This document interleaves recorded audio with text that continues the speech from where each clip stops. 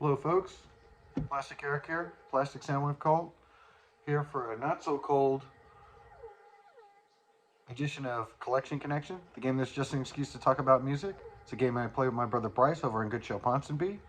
Every Monday I show an album that I connect from his collection, and every Thursday then he shows an album that connects to that last connection that I made. And you guys get to figure out what the connection is. So, the last person to guess the correct connection and gets a shout out if you guys get it right is Nonsuch Ned. I don't think he's put out a video in a while, but go ahead and check out the videos that he has on his channel.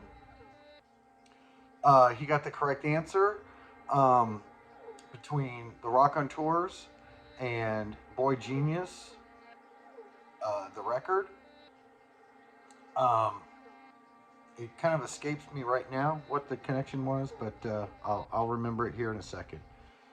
So Bryce chose last time Boy Genius, the record. I thought it was a little bit funny how he doesn't have it on record. It's called the record, but he has it on CD. And the other day I'm sitting there and I'm going to Target. I had to pick up some sponges or something like that, and I always end up stopping by their little record section that they have in Target. And as usual, they had pretty much half of it was Taylor Swift. There's maybe like 30 records there. And as I'm sitting there, I look down and I'm just like, well, slap me and call me Susan. They actually had Boy Genius on album, so without actually hearing it yet, I went ahead and bought it and checked it out, and it's not a bad album. I think Bryce is right. You don't go away from it necessarily humming the tunes, but for the most part, I found it fairly enjoyable. I couldn't tell you, I've only heard it once so far, but Bryce pretty much described it correctly in his video, you know, how it came out. Ends up being a gatefold. So I'm just kind of showing this for Bryce now. Kind of interesting. Compare it to the CD that you have. A lovely orange marble vinyl. And so, oh, and it came like with a nice little booklet too. But there was something very interesting about this album as I was listening to it. There's a certain feature on this album that you don't see a lot. And I actually have 5 different versions of that feature on my records. And this being the 5th and latest one. I might possibly have a 6th one. I got to check it out again still, but I don't think it works out with that album. So without saying what that is, let's get on with the show.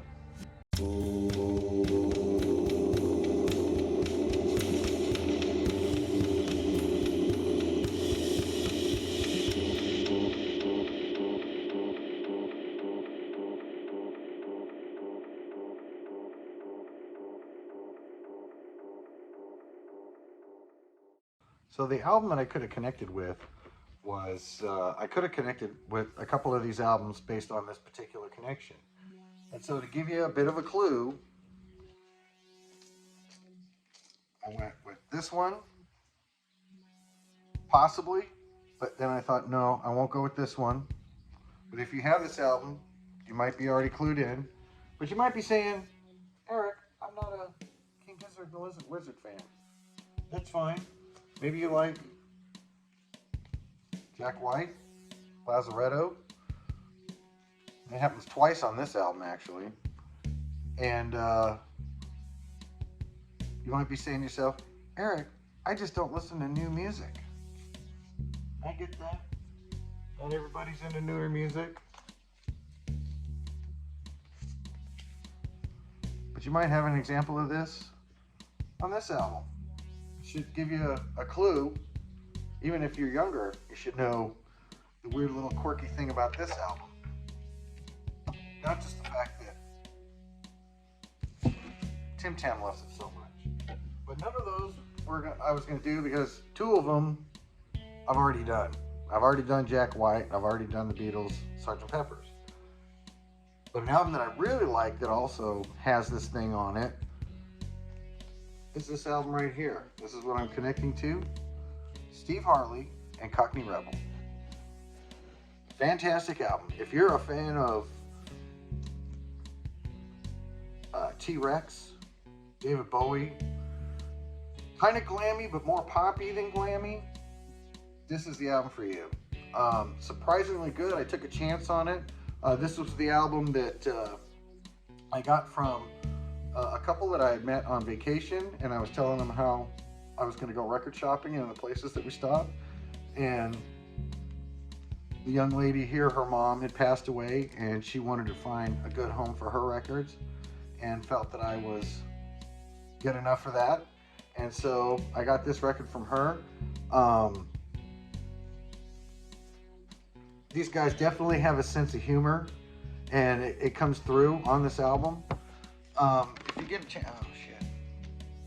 So yeah, it's nothing totally spectacular, I'd say. Make Me Smile, I believe, was the hit on this album. My favorite song on here is called It Wasn't Me. Very tongue-in-cheek, but very morose lyrical content. Again, this band here, kind of glammy, but with more of a sense of humor. I don't know if anybody's ever heard of these guys. I had never heard of them before this album. I would like to look into the other stuff that they've done.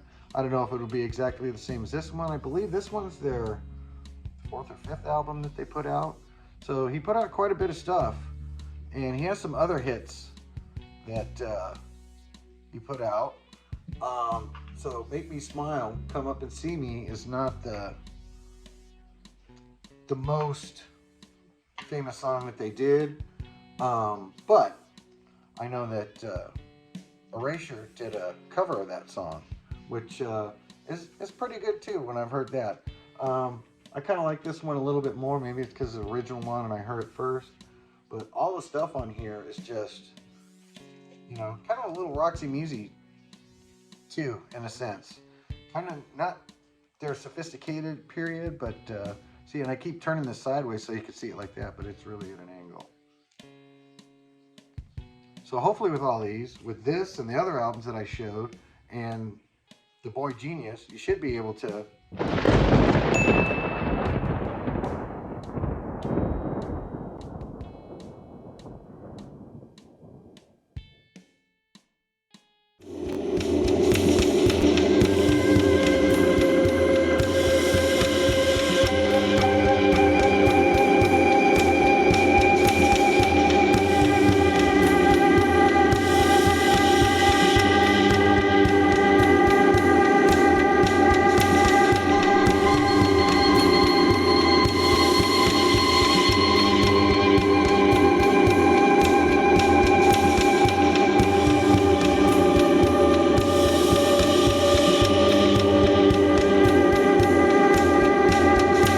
meow baby, meow baby, meow baby, meow baby, meow baby, meow baby, meow baby, meow baby, meow baby, meow baby, meow baby, meow baby.